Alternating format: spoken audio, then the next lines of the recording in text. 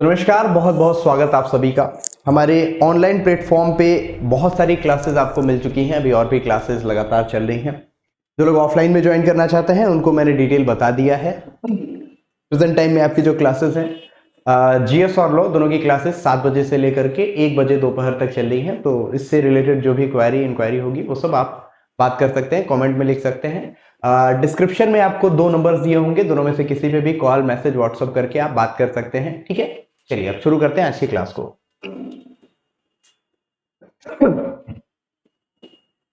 सबसे पहले अभी तक हम क्या क्या पढ़ चुके हैं। तो हमने अभी अपने एविडेंस एक्ट के नए फॉर्मेट जिसे हम बीएसए यानी भारतीय साक्ष्य अधिनियम 2023 के नाम से जानते हैं, इसके डेफिनेशन क्लॉज को पढ़ना शुरू किया है।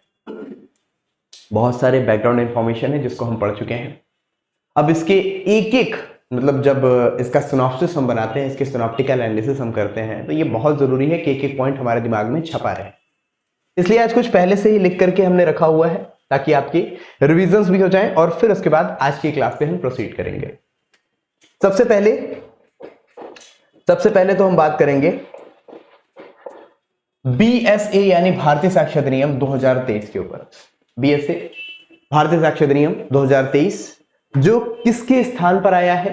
भारतीय साक्ष्य अधिनियम 1872 यानी इंडियन एविडेंस एक्ट 1872 को रिप्लेस करता है, जिससे रिलेटेड सेक्शन नंबर 170 यानी 170 है, जिसमें निरसन और व्यावृत्तियां यानी कि सेविंग्स एंड रिपील्स के बारे में यहां पे बताया गया है। इसके टोटल 4 पार्ट्स हैं, इसे 4 भागों में बांटा गया है, part number 1, part number 2, part number 3 and part number 4। अब इन 4 भागों को अगर हम डिवाइड करें चैप्टर्स के फॉर्मेट में, इसे हम अगर चैप्टर्स यानी अध्यायों में बांटें तो टोटल नंबर ऑफ चैप्टर्स हैं 12 चैप्टर्स हैं। ये आपसे ऐसे ऑब्जेक्टिव क्वेश्चंस हैं जो कभी कभी पूछे जा सकते हैं, तो दिमाग में बैठा रहे ज्यादा बेहतर है।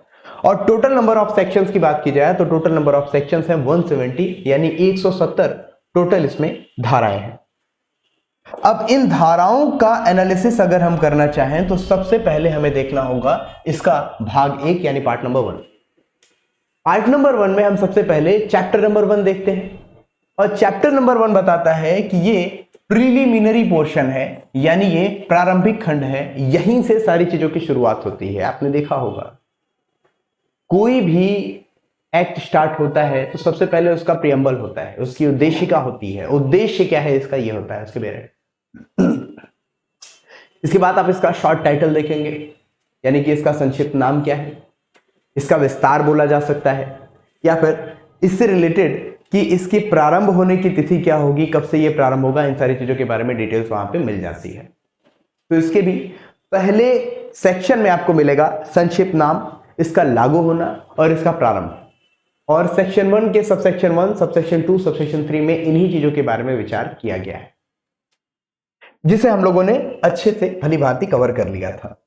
इसके बाद चैप्टर नंबर 2 आता है, जो कि सेक्शन 3 से सेक्शन 50 तक कवर करता है। सेक्शन 3 से लेकर के सेक्शन 50 तक ये चीजों को कवर करता है। जितने भी फैक्ट्स है, जितने भी डेफिनेशंस हो या फिर जितने भी प्रावधान हो, उन सारी चीजों को ये कवर करता है। इस चैप्टर का नाम है तथ्यों की सुसंगति, यानी relevancy of facts. Chapter number 2 पूरा इसी पे बेस्ड है कि कैसे ये रिलेवेंट होंगे, कैसे ये संबद्ध होंगे, इन सारी चीजों के बारे में बात करता है। और बेसिकली देखा जाए तो सेक्शन 3 में इसी चीज के बारे में पूरा डिटेल बताया गया है। इसके बाद इसके बहुत सारे सब पार्ट्स हैं, जैसे कि क्लोजली कनेक्टेड फैक्ट्स, निकटता से संबंधित फैक्ट्स यानी तथ्य, एडमिशन यानी जो स्वीकृतियां हैं, किन किन चीजों को स्वीकृत किया जाएगा, कौन कौन सी चीजें अस्वीकृत होंगी। तो जो चैप्टर नंबर 2 है आपका, ये बहुत ही वास्ट एरिया का, बहुत ही ब्रॉड एरिया कवर करता है। ठीक ठाक चीजों को अगर आपको अच्छे से समझना है, जहां से आपके ऑब्जेक्टिव क्वेश्चन ज्यादा से ज्यादा आते हैं, वो आपका चैप्टर नंबर 2 है। तो इसे आप जरूर इस तरीके से लिख लें। बाकी सारी चीजों को भी आप लिख करके अपने दीवार पे अगर चिपका देते हैं तो ये चीजें धीरे धीरे आपके दिमाग में आ जाएगा। इसके बाद हम चैप्टर नंबर 3 यानी कि इसके अध्याय 3 पर आते हैं। ऑन प्रूफ यानी कि सबूत के विषय में हम यहां पे बात करेंगे, और धारा 51 से लेकर के धारा 103 इसमें कवर्ड होती है। यानी सेक्शन नंबर 51 से लेकर के सेक्शन नंबर 103 यहां पे आपका कवर होगा। अब इसमें क्या क्या चीजें हैं? इसमें क्या क्या चीजें हैं। तो इसमें सबसे पहले ऑन प्रूफ यानी सबूत के विषय की बात की गई है। कौन कौन सी चीजें सबूत में होंगे, तो सबूत के विषय में सबसे पहले facts which need not be proof, कुछ ऐसे तथ्य हैं जिनका साबित किया जाना आवश्यक नहीं है, जो अपने आप प्रूफ्ड है, स्वतः वह साबित हो जा रहे हैं, उनको कुछ बहुत ज्यादा साबित करने की आवश्यकता नहीं है। Then chapter number 4 on oral evidence, मौखिक साक्ष्यों के विषय में कुछ एविडेंसेस मौखिक रूप से हैं, मुख से क्या बोला गया, मुंह से क्या किसी ने बोल दिया, तो ये हो गया ऑन ओरल एविडेंस यानी कि मौखिक साक्ष्यों के विषय में ये चैप्टर नंबर 4 बताता है। चैप्टर्स को इसी तरीके से याद रखिए, ऐसे ही आपके ऑब्जेक्टिव क्वेश्चन सबसे ज्यादा बेसिक, अगर आपको 40% of your objective question cover करने हैं तो आपको इन सारी चीजों को रटना होगा, देखना होगा। और अगर आपने किसी दूसरे एग्जामिनेशंस में अगर बीट करने की सोची है, मतलब थोड़े से लोअर जुडिशरी से थोड़ा सा अगर आप नीचे आते हैं, तो आपके ऑब्जेक्टिव क्वेश्चंस बड़े आसानी से क्लियर हो जाएंगे। डायरेक्ट टू बार बार पढ़ने से ही चीजें क्लियर होती हैं, इसके अंदर के मैटर को आप पढ़ लेंगे तो फिर तो वाह वाह है, फिर आपका कभी भी फिल्म्स रुकेगा ही नहीं। देन ऑफ डॉक्यूमेंट्री एविडेंसेस, देखिए क्या है, सबसे पहले किन किन फैक्ट्स को प्रूव करना जरूरी नहीं है, कौन कौन से तथ्य जिनका साबित किया जाना आवश्यक नहीं है, उसके बाद मौखिक साक्ष्यों के विषय में, इसके बाद दस्तावेजी साक्ष्यों के विषय में, डॉक्यूमेंट, जो कि अभी आपने section 2 subsection 1 and class D में पढ़ा था जिसमें हमने दस्तावेज यानी डॉक्यूमेंट पढ़ा था, और डॉक्यूमेंट को हमने डिफाइन किया कि डॉक्यूमेंट है क्या। इसके जस्ट बाद आपके पास आता है on the exclusion of oral evidence bye documentary evidences. पढ़ने से क्या समझ में आ रहा है कि जो दस्तावेजी साक्ष्य है वो किसको हटा दे रहे हैं, वो ओरल एविडेंस को हटा दे रहे हैं, यानी दस्तावेजी साक्ष्य द्वारा मौखिक साक्ष्य के अपवर्जन के विषय में जो चीजें मिलती हैं वो हमें मिलती हैं चैप्टर नंबर 6 में। ऑब्वियसली सिंपल सी बात है, जो चीजें बोली गई हैं उससे कहीं ज्यादा बेहतर होंगी जो चीजें लिखी गई हैं। जैसे आपने मेरा लेक्चर सुना, इससे कहीं ज्यादा बेहतर होगा कि आप इस लेक्चर को अपनी कॉपी में उतार लें, तो आपके लिए ज्यादा याद करना यूज टू हो जाएगा और इजी हो जाएगा। ठीक है, ये एविडेंस लिखा हुआ है। ठीक, on the exclusion of oral evidence bye documentary evidence, यानी दस्तावेजी साक्ष्य द्वारा मौखिक साक्ष्य के अपवर्जन के विषय में ये धारा, ये हमारा कौन सा चैप्टर नंबर 6 हो जाएगा।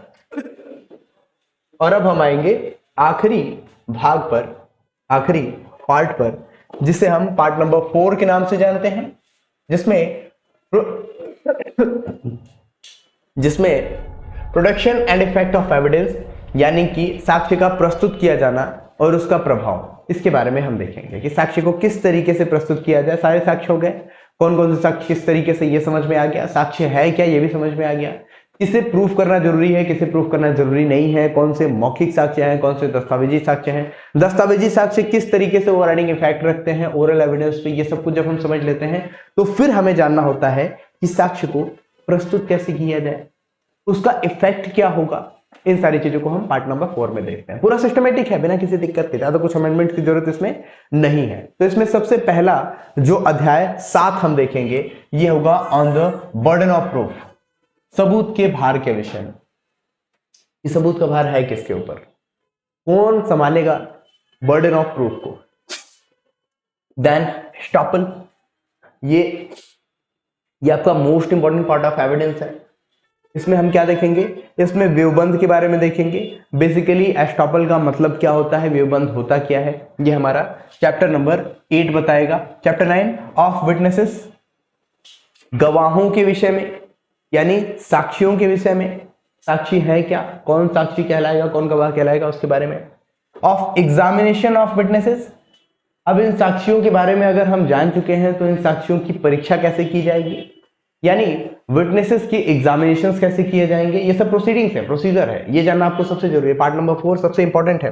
कभी कभी कुछ एग्जामिनेशंस में सिर्फ और सिर्फ पार्ट नंबर 4 से ही पूछ लिया जाता है ज्यादातर चीजें, और वो सफिशिएंट लेवल की चीजें होती हैं जिसको आप अक्सर ध्यान नहीं देते हैं। दुनिया भर के कॉन्सेप्ट रख लेने से कुछ नहीं होगा, सबसे पहले आप उसके ऑब्जेक्टिविटी को समझ लें, उसके बाद उसके कॉन्सेप्चुअल पार्ट को समझें। इसलिए पहले प्रीलिम्स होता है फिर मेंस होता है, ना कि पहले मेंस हो जाए फिर उसके बाद प्रीलिम्स हो जाए। और दोनों चीजों को जानने के बाद फिर जरूरी होता है कि आप वास्तव में कैसे व्यक्ति हैं, तो इसलिए इंटरव्यू होता है आपके साइकोलॉजिकल एस्पेक्ट को समझने के लिए, फिर जाकर के आपका सिलेक्शन होता है। बहुत ही साइंटिफिक रोल है आपके एग्जाम का। देन आपका चैप्टर नंबर 11 साक्ष्य की अनुचित स्वीकृति और अस्वीकृति के विषय में, साक्ष्य की अनुचित स्वीकृति और अस्वीकृति के विषय में, यानी कि of improper admission and rejection of evidence, इसके बाद रिपील्स एंड सेविंग्स, यानी कि निरसन और व्यावृत्तियों के बारे में हम यहाँ पे देख लेते हैं। अब हम इसके आगे क्या क्या पढ़ चुके थे, तो इसके जस्ट आगे हम लोगों ने पढ़ा था इसका सेक्शन नंबर 1। सेक्शन नंबर 1 में हमने क्या देखा था, इसका संक्षिप्त नाम क्या होगा, इसका संक्षिप्त नाम होगा भारतीय साक्ष्य अधिनियम 2023। इसके बाद इसके प्रारंभ के बारे में, इसके नाम, लागू होने और प्रारंभ होने के बारे में, तीनों चीजों के बारे में देखेंगे। तो इसके बारे में जब सबसेक्शन 2 हम पढ़ते हैं तो न्यायालय के समक्ष जितनी कार्यवाहियां हैं उनके लिए ही इसे लाया गया है। यानी इसका ऑब्जेक्टिव कहां पे पता चलता है, इसका ऑब्जेक्टिव हमें पता चलता है सेक्शन 1 के सबसेक्शन 2 में, क्या इसकी डेफिनेशन है, क्यों इसे लाया गया। और सबसेक्शन 3 इसका बताता है कि इसे हम कब से लागू करेंगे और इसको लागू करने की अथॉरिटी किसके पास होगी। लागू करने की अथॉरिटी, क्योंकि कभी कभी स्टेट गवर्नमेंट के पास भी अथॉरिटीज होती है कुछ एक्ट्स को इन्फोर्स करने की, कुछ एक्ट्स को प्रवर्तन में लाने की, कुछ जगहों पे कुछ एक्ट, जैसे लोकल एक्ट्स हो गए, बहुत सारे ऐसे एक्ट्स होते हैं जो कि दोनों की पावर डिस्ट्रीब्यूटेड होती है। ठीक है, इसके बाद हमने सेक्शन नंबर 2 को पढ़ा। सेक्शन नंबर 2 में जो सबसेक्शन 1 है, उस सबसेक्शन 1 में डेफिनेशंस दिए हुए हैं। हालांकि पूरे सेक्शन नंबर 2 में ही डेफिनेशंस दिए हुए हैं, लेकिन सेक्शन नंबर 2 के सबसेक्शन 1 में जो क्लॉजेस दिए हुए हैं, पहले पैरा में हुआ करते थे इंडियन एविडेंस एक्ट 1872 में, अब इसे सेक्शंस में, क्लॉजेस में डिवाइड कर दिया गया है। तो इसमें सबसे पहला जो सबसेक्शन 1 क्लॉज ए है वो बताता है न्यायालय के बारे में, व्हाट इज अ कोर्ट। तो कोर्ट यानी कि न्यायालय किसे समझा जाएगा, न्यायाधीशों और मजिस्ट्रेट को। सबसे पहले जितने भी न्यायाधीश होंगे, जितने भी मजिस्ट्रेट होंगे, उन्हें हम क्या कहेंगे, उन्हें हम न्यायालय कहेंगे। लेकिन मध्यस्थों के सिवाय साक्ष्य लेने के लिए प्राधिकृत जितने भी व्यक्ति होंगे, सभी व्यक्ति होंगे, वो भी न्यायालय कहे जाएंगे। कौन कौन आ जाएगा, यानी न्यायाधीश और मजिस्ट्रेट। आपसे ऐसे क्वेश्चन पूछा जाता है, निम्नलिखित में से कौन न्यायालय की परिभाषा में सम्मिलित है। Option A magistrate, option B न्यायाधीश, ठीक है, न्यायाधीश और मजिस्ट्रेट, ऑप्शन सी साक्ष्य लेने के प्राधिकृत सभी व्यक्ति, और ऑप्शन डी मध्यस्थों के सिवाय, या ऐसे लिखते हैं ऑप्शन डी मध्यस्थ यानी कि आर्बिट्रेटर। तो आपका ऑप्शन क्या हो जाएगा, इनमें से न्यायालय क्या नहीं है अगर पूछता है तो मध्यस्थ जो होते हैं वो न्यायालय नहीं माने जाते हैं, ये आर्बिट्रेटर होते हैं जस्ट फॉर सुलह समझौता, इतना आपको ध्यान में रखना है। इसके बाद हम लोगों ने सेक्शन 2 सबसेक्शन 1 क्लॉज बी पढ़ा था, जिसमें हमने कॉन्क्लूसिव प्रूफ यानी निश्चायक सबूत के बारे में पढ़ा था। निश्चायक सबूत के बारे में हमने बताया कि अगर एक तथ्य को यानी एक फैक्ट को दूसरे फैक्ट का कॉन्क्लूसिव प्रूफ अगर साबित किया जाता है, एक फैक्ट को दूसरे फैक्ट का निश्चायक सबूत अगर साबित कर दिया जाता है, तो इंपॉर्टेंट क्या हो जाता है, तो ये हो जाता है कि अब दूसरे वाले फैक्ट को, अब ध्यान रखिएगा इसमें क्या है, न्यायालय के साबित जब हो गए उसके बाद अन्य तथ्य को भी साबित हुआ माना जाएगा। अगर एक प्रूफ हो जाता है तो दूसरे को भी प्रूफ हुआ माना जाएगा। पहली बात क्या थी कि अगर किसी एक तथ्य को दूसरे तथ्य का निश्चायक सबूत मान लिया जाता है, तो फिर हम पढ़ेंगे, तो अगर एक को आप प्रूफ करते हैं तो दूसरा भी ऑब्वियसली प्रूफ माना जाएगा। और मोस्ट इंपॉर्टेंट कि उसे नासाबित करने के प्रयोजन के लिए साक्ष्य देने की अनुमति नहीं होगी। उसे नासाबित, अब आप उसे डिस्प्रूव नहीं कर सकते हैं। प्रूफ हो गया, एक प्रूफ हुआ, दूसरा प्रूफ हो गया, और उसमें से किसी एक को भी आप डिस्प्रूव नहीं कर सकते हैं। इसके लिए न्यायालय आज्ञा नहीं देगा, इसकी अनुज्ञा नहीं देगा। फिर हमने पढ़ा section number 2 subsection 1 clause C में नासाबित यानी डिस्प्रूव का मतलब ही क्या है। तो डिस्प्रूव का मतलब हमने देखा था कि जब न्यायालय के समक्ष विषयों पर विचार करने के पश्चात ये पता चल जाता है कि जो फैक्ट दिए गए हैं, जो तथ्य है, उनका अस्तित्व ही नहीं है, या तो उनका अस्तित्व ही नहीं है, या फिर उसके अनस्तित्व को इतना अधिसंभाव्य समझे। कोई प्रज्ञावान व्यक्ति है, ठीक है, कोई सोचा समझा मतलब ठीक ठाक जो कि साउंड माइंड वाला पर्सन है, वो व्यक्ति, प्रज्ञावान व्यक्ति इस अनुमान पर कार्य करे कि उसका अस्तित्व नहीं है। उसको भी ऐसा लगना चाहिए कि ये जो पर्टिकुलर फैक्ट दिया गया है उसका अस्तित्व होना संभव नहीं है, ये ध्यान में रखते रहेंगे, ठीक है। तो अनस्तित्व को इतना या तो अधिसंभाव्य समझे कि अगर किसी भी समय की बात कर ली जाए, ठीक है, या फिर किसी विशिष्ट मामले या परिस्थितियों में बात की जाए तो कोई प्रज्ञावान व्यक्ति उसके अनस्तित्व को ज्यादा प्रायोरिटी देगा, ये ध्यान में रखेंगे। सॉरी। इसके बाद सेक्शन 2 सबसेक्शन 1 क्लॉज डी, जिसमें हम डॉक्यूमेंट यानी दस्तावेजों के बारे में बात किए थे, और दस्तावेजों में हमने अपने केस लॉज को भी कवर किया था और दस्तावेज के इलस्ट्रेशंस को भी हम लोगों ने देखा हुआ था। जैसे दस्तावेज में, डॉक्यूमेंट्स में क्या आता है, तो डॉक्यूमेंट में कोई ऐसा विषय जो किसी पदार्थ पर अक्षरों, अंकों या चिन्हों या साधनों के द्वारा लिखा गया है। अब क्या किया गया है, एक से अधिक साधनों के द्वारा या तो उसे अभिलेखबद्ध किया गया है, या फिर वर्णित किया गया है, या फिर उसे अभिव्यक्त किया गया है, कोई भी चीज हो। और इसके बाद इंपॉर्टेंट हो जाता है कि इलेक्ट्रॉनिक और डिजिटल अभिलेख भी इसमें सम्मिलित है। इलेक्ट्रॉनिक और डिजिटल सम्मिलित कर दिया गया है इसमें पूरी तरह से। जो नए टाइप के एविडेंसेस है इसको भी माना जाएगा।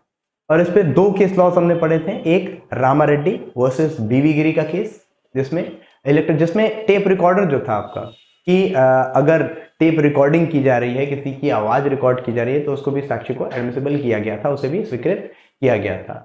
और एक मोस्ट इंपॉर्टेंट हो जाता है आपका अब्दुल रजाक वर्सेस स्टेट का केस, जिसमें खोजी कुत्ते के साक्ष्य को भी क्या किया गया था, माना गया था, एक साक्ष्य माना गया था। ये ध्यान में, एक दस्तावेज माना गया था, ध्यान में रखते रहेंगे, साक्ष्य माना गया था। इसके बाद दृष्टांत में 6 दृष्टांत हम लोगों ने देखे थे। क्या क्या? लेख दस्तावेज है, मुद्रित, शिला मुद्रित, फोटो चित्र, ये सभी चीजें जो है दस्तावेज है। इसके अलावा हम लोगों ने देखा तो मानचित्र या रेखांक, ये सब दस्तावेज है।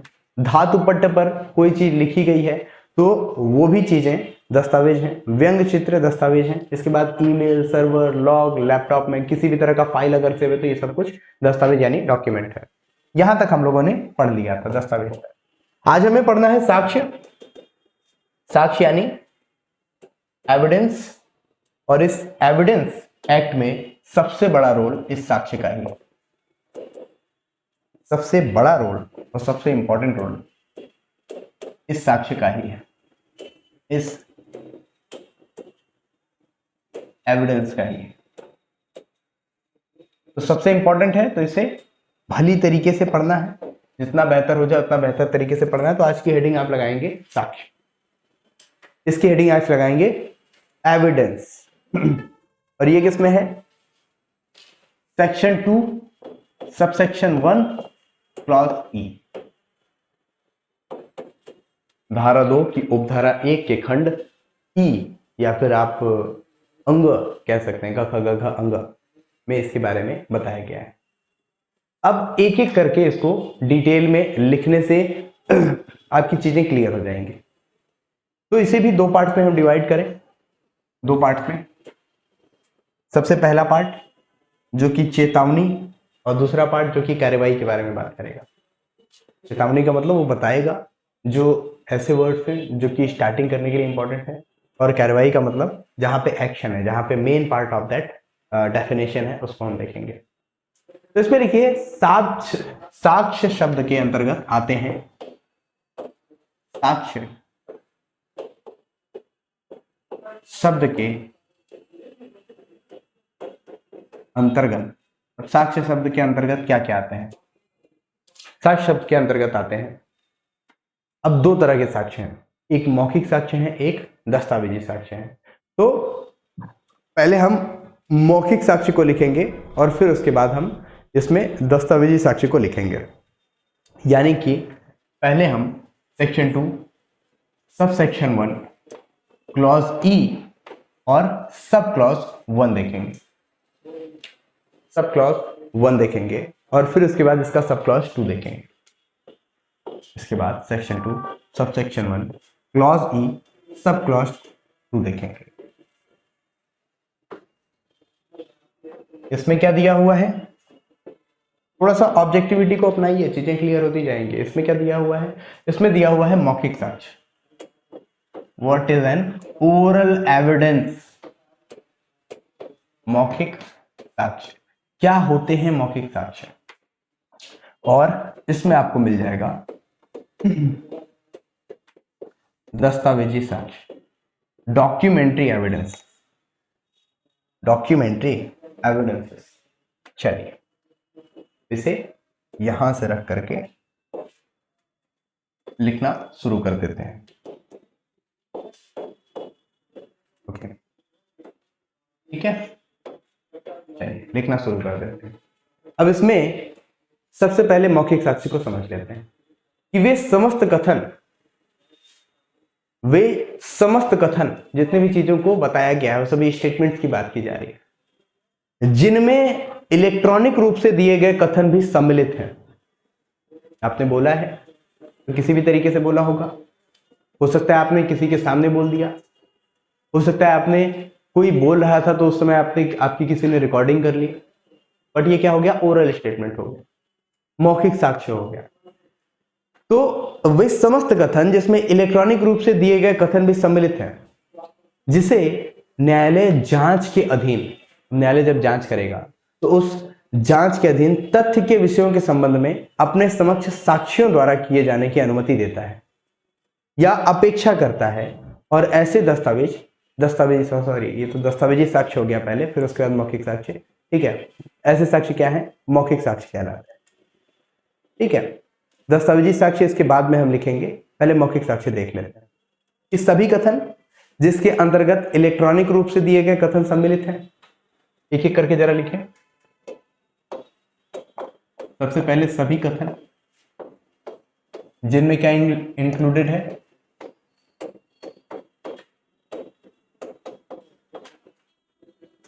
इलेक्ट्रॉनिक रूप से दिए गए साक्ष्य, सभी कथन जिनमें इलेक्ट्रॉनिक रूप से दिए गए साक्ष्य भी यानी दिए गए कथन भी जो हैं वो सम्मिलित हैं, जिसे न्यायालय जांच के अधीन तथ्य के विषयों में,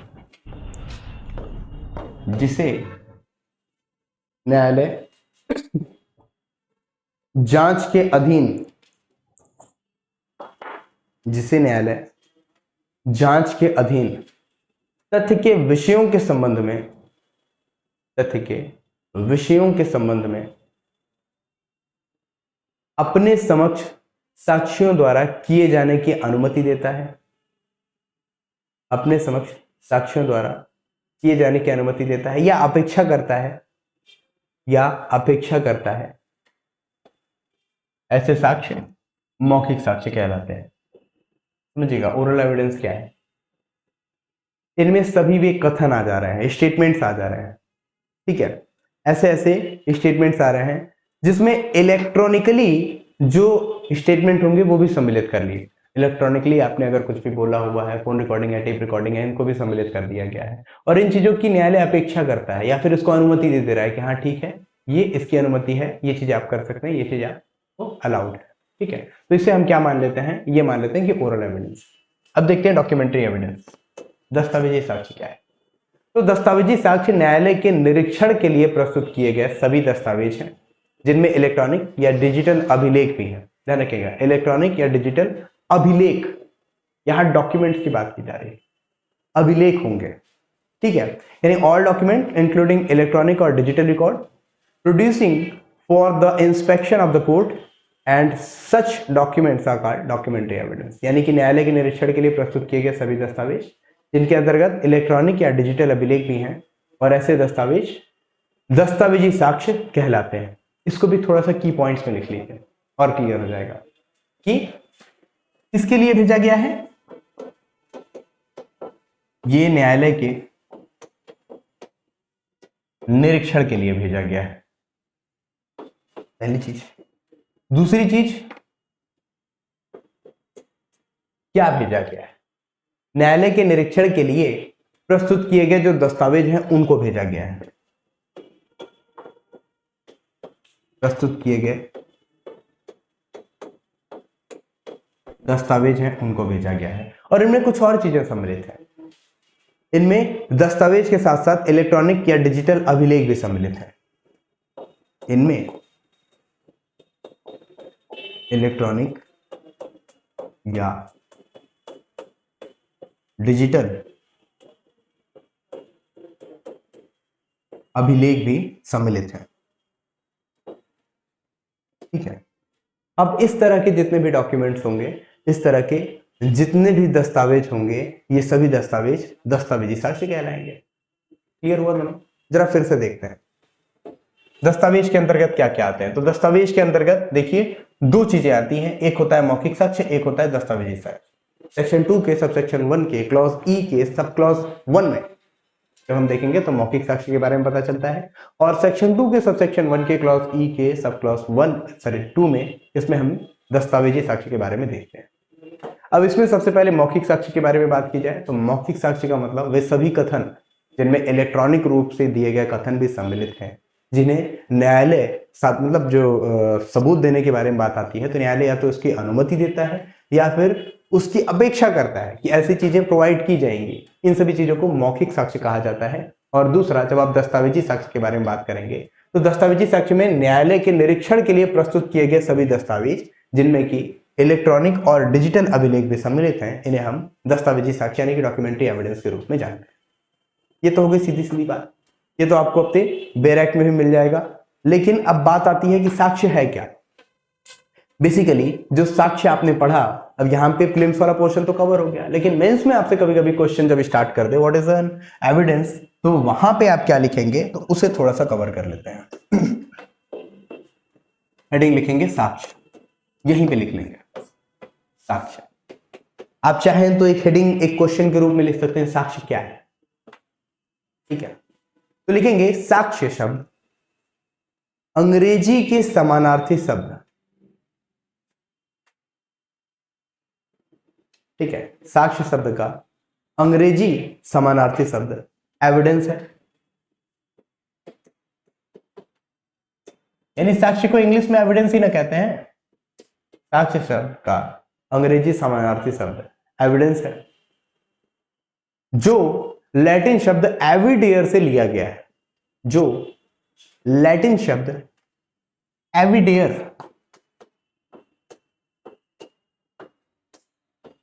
एविडेयर से लिया गया है, एक लैटिन वर्ड था एविडेयर, उस एविडेयर से एविडेंस आया और उस एविडेंस को जब हमने हिंदी में देखा तो साक्ष्य आ गया। कहने वाली बातें हैं, साक्ष्य बहुत पहले से हिंदी में ही उसके बारे में प्रूफ मिलता है।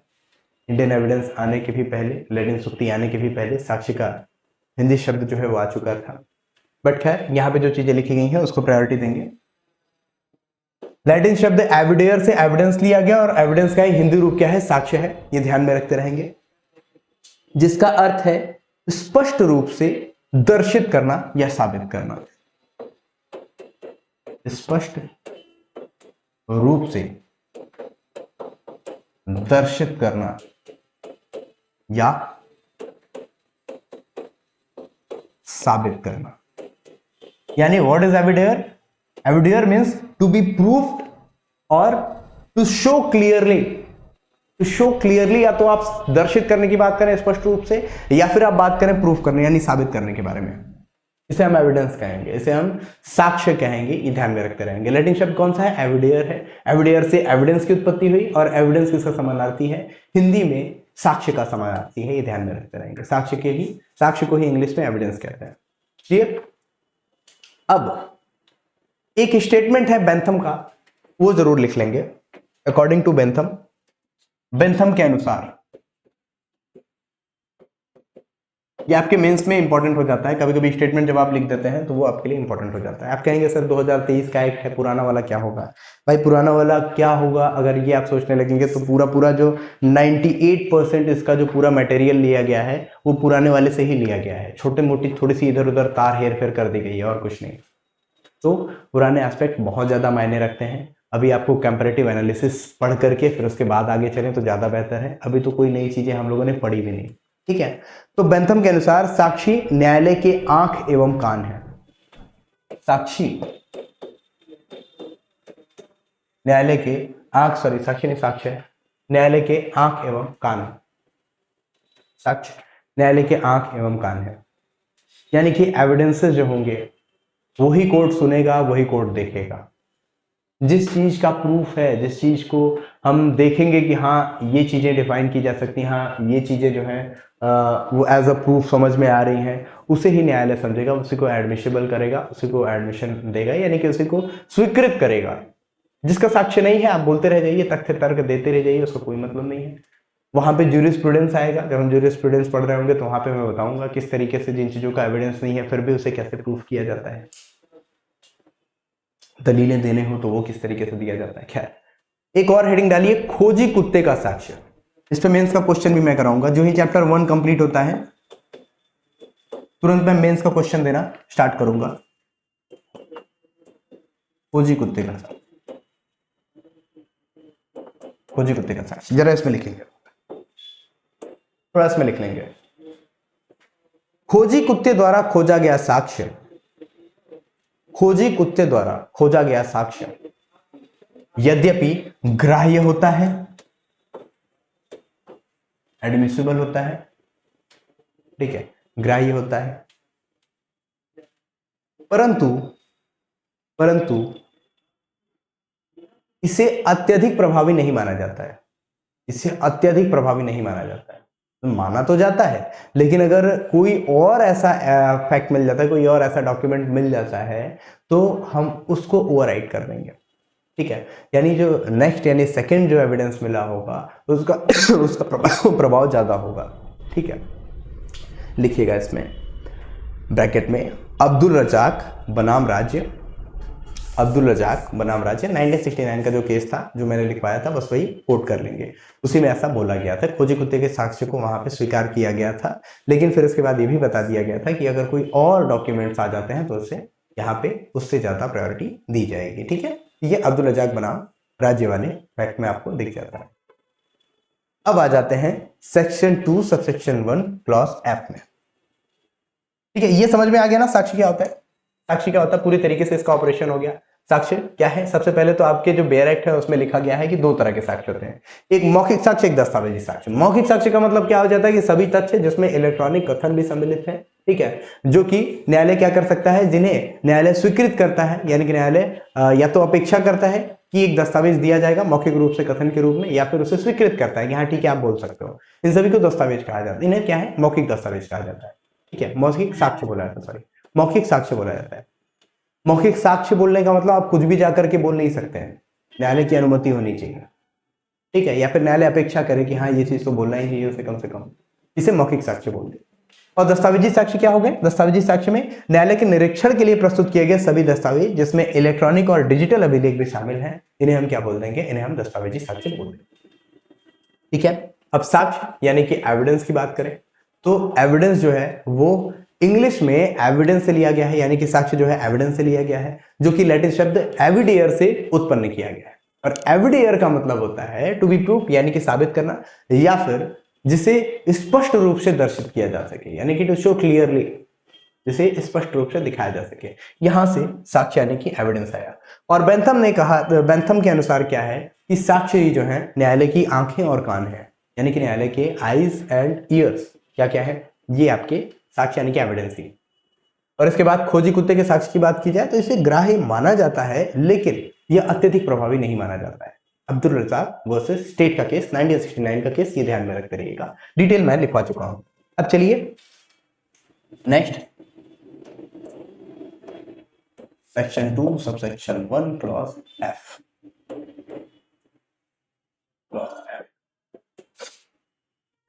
लिखिए एफ में क्या है, फैक्ट यानी कि तथ्य के बारे में बात किया गया है। तथ्य, बहुत तथ्य बहुत फैक्ट्स के बारे में बात की गई। बेसिकली पूरा सब कुछ फैक्ट ही है, जो है सब कुछ तथ्य यानी कि फैक्ट के बारे में ही बात करता है। इसमें भी दो तरह के तथ्य आपके सामने आएंगे, एक आएंगे भौतिक तथ्य, एक आएंगे मनोवैज्ञानिक तथ्य। भौतिक तथ्य क्या है, मनोवैज्ञानिक तथ्य क्या है, दोनों को हम जरा ध्यान से देखते हैं। तो इसे हम दो पार्ट में बांट लेंगे, तथ्य को दो पार्ट में डिवाइड कर लेंगे, फैक्ट्स को दो पार्ट। भौतिक यानी फिजिकल फैक्ट, मनोवैज्ञानिक साइकोलॉजिकल फैक्ट। भौतिक तथ्य और मनोवैज्ञानिक तथ्य।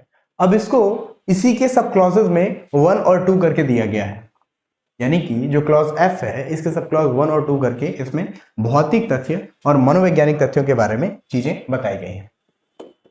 जरा हम भौतिक तथ्य को देख लेते हैं। इसमें बताया गया है कि ऐसी कोई वस्तु, वस्तुओं की अवस्था या वस्तुओं का संबंध जो इंद्रियों द्वारा बोधगम्य हो। इंद्रियां कौन सी हैं, 5 इंद्रियां हैं, उन इंद्रियों को भी हम 1-1 करके अभी 1 to 1 करके लिख ही लेंगे, ठीक है। यानी कि जिसे टेस्ट से, स्मेल से, हियरिंग से या फिर देख करके या फिर टच करके किसी भी तरीके से महसूस किया जा सके, ये सभी चीजें क्या हो जाएंगी, भौतिक साक्ष्य हो जाएंगी, ठीक है सॉरी भौतिक तथ्य हो जाएंगे, यानी कि फिजिकल फैक्ट्स हो जाएंगे। और कोई मानसिक दशा जिसका बोध किसी व्यक्ति को हो, इसे हम क्या बोल देंगे, इसे मेंटल फैक्ट बोले या साइकोलॉजिकल फैक्ट बोले, इसे आप बोल सकते हैं, ठीक है। ये दो तरह के आपके फैक्ट्स हो जाते हैं। तो भौतिक तथ्य में आप लिखिए, भौतिक तथ्य में लिखिए ऐसी वस्तु, अब इसे तीन पार्ट में हम डिवाइड अगर कर लें तो तीन पार्ट्स में हम कुछ लिख सकते हैं। सबसे पहले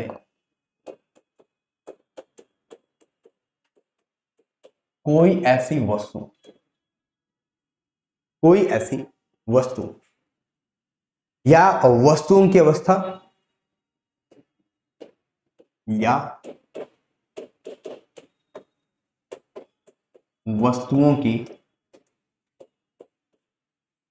अवस्था या वस्तुओं का संबंध, वस्तुओं का संबंध जो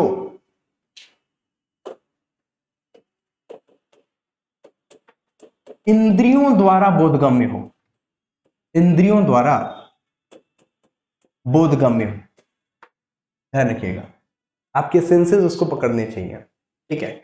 इंद्रियों द्वारा यानी एनीथिंग, स्टेट ऑफ थिंग और relation of thing capable of being perceived by the senses. अब आपके सेंसेस क्या क्या होते हैं?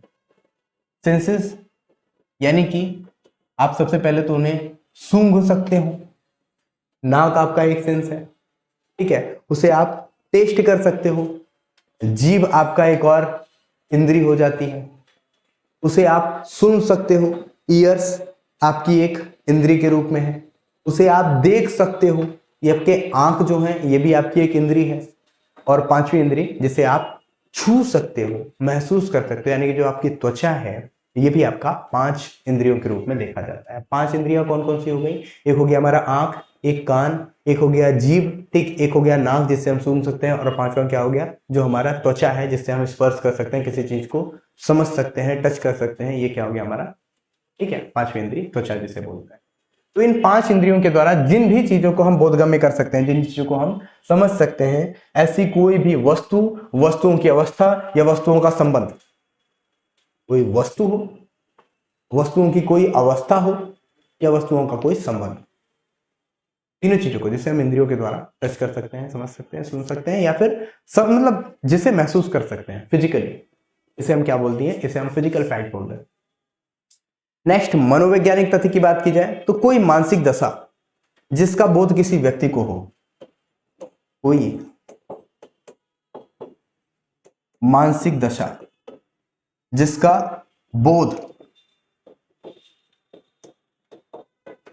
किसी व्यक्ति को हो, जिसका बोध किसी व्यक्ति को हो, इसे क्या मान लिया जाता है? इसे हम मान लेते हैं साइकोलॉजिकल फैक्ट, इसे हम मनोवैज्ञानिक तथ्य के रूप में जानते हैं, ठीक है। अब 5 सेंसेस क्या है? ये 5 सेंसेस मुझे नहीं लगता है कि आपको लिखवाने की आवश्यकता है, इतना आपके लिए काफी है। अब इसका इलस्ट्रेशन बड़ा सिंपल सा है। इलस्ट्रेशन बताया गया है कि कोई अमुक स्थान में अमुक क्रम में अमुक पदार्थ व्यवस्थित है, ये एक तथ्य है। अमुक यानी पर्टिकुलर एक एरिया की बात की जा रही है, that there are certain object arranged in a certain order in a certain place is a fact. ध्यान से समझिएगा कि कोई अमुक स्थान में, मानते हैं इलाहाबाद में, अमुक स्थान में, ठीक, अमुक क्रम में अमुक पदार्थ व्यवस्थित है, अमुक क्रम में। अब इसका एक क्रम है, ठीक है, एक अमुक स्थान अमुक क्रम में, ठीक है, अमुक पदार्थ व्यवस्थित है, ये एक फैक्ट, ये एक फैक्ट है। यानी कि एक स्थान पर, मान लेते हैं इलाहाबाद में, कोई एक पदार्थ, ठीक है, कोई एक पर्टिकुलर पदार्थ जो है वो एक अमुक क्रम में, एक क्रम है, एक सर्टेन क्रम बता दिया गया है, व्यवस्थित करके रखा गया है। ये बात अगर किसी ने बताई तो ये फिजिकल फैक्ट है। हाँ भाई, जाकर के छू करके देख सकते हो, सुन सकते हो, समझ सकते हो, ऐसा आपका फर्स्ट इलस्ट्रेशन कहता है। इलस्ट्रेशन सेकंड, या किसी व्यक्ति ने कुछ सुना या देखा, यह भी एक तथ्य है। सेंसेस से समझ रहे हैं, कुछ देख लिया, कुछ सुन लिया, तो क्या है? ये भी एक फैक्ट है। इलस्ट्रेशन नंबर थर्ड, यह कि किसी व्यक्ति ने अमुक शब्द कहा, यह भी एक तथ्य है। अब कोई कहेगा तो कोई तो सुनेगा ही, किसी व्यक्ति ने कुछ चीज कहा, यह भी एक तथ्य है। फिर पॉइंट नंबर 4, यह कि कोई व्यक्ति अमुक राय रखता है। अब ये साइकोलॉजिकल वाला आ गया, फोर्थ इलस्ट्रेशन। अमुक राय रखता है, उसका ऐसा सोचना है, ये फैक्ट है। अमुक आशय रखता है, उसका एक ओपिनियन है, ठीक है, एक अपना इंटेंशन है। सद्भाव पूर्वक या कपट पूर्वक कार्य करता है, अब किस इंटेंशन से उसने क्या कार्य कर लिया ये भी एक फैक्ट है। या किसी विशिष्ट शब्द को विशिष्ट भाव में प्रयोग करता है, विशिष्ट शब्द है उसको विशिष्ट भाव में अपने तरीके से, डबल मीनिंग जिसको कहते हैं, अपने तरीके से उसको प्रूव करता है। जैसे आपने अच्छा, अच्छा, ये सारी चीजें जो देखते हैं ना, ये सब क्या है, ये सारी चीजें क्या है, ये सब फैक्ट में ही आ जाएंगे, ठीक है, तथ्य में ही आ जाएंगे। या उसे किसी विशिष्ट संवेदना का बोध किसी विनिर्दिष्ट समय में है या था, ये सभी चीजें एक तथ्य है, ठीक है। तो आपके पॉइंट्स बड़ी आसानी से क्लियर कर रहे हैं कि फिजिकल फैक्ट क्या है और साइकोलॉजिकल फैक्ट क्या है, यानी कि भौतिक तथ्य क्या है और ये जो मनोवैज्ञानिक तथ्य हैं, ये दोनों क्या है, और चीजें इलस्ट्रेशन से भी क्लियर हो जाए, ठीक है। अब कल हम मोस्ट इंपॉर्टेंट पॉइंट पढ़ेंगे, फैक्ट इन इशू, जिसे हम विवादित तथ्य के रूप में जानते हैं, और इससे रिलेटेड जो इंपॉर्टेंट केस लॉज वगैरह हैं वो भी सब मैं लिखवाता चला जाऊंगा, ठीक है। तो आपका प्रीलिम्स और मेंस दोनों साथ में लेकर के चलेंगे, किसी चीज को छोड़ना नहीं है ना। मैं सिर्फ मेंस को लेकर के चलता हूं ना मैं सिर्फ प्रीलिम्स को लेकर के चलता हूं, दोनों को लेकर चलता हूं। और जो ही चैप्टर कंप्लीट होता है, प्रीलिम्स के आपके अलग प्रैक्टिस होंगे, मेंस के आपके अलग प्रैक्टिस। चलिए आज के लिए इतना ही रखते हैं। Thank you so much. जय हिंद, भारत माता की जय। मिलते हैं फिर अगली क्लास में, तब तक के लिए शुभकामनाएं।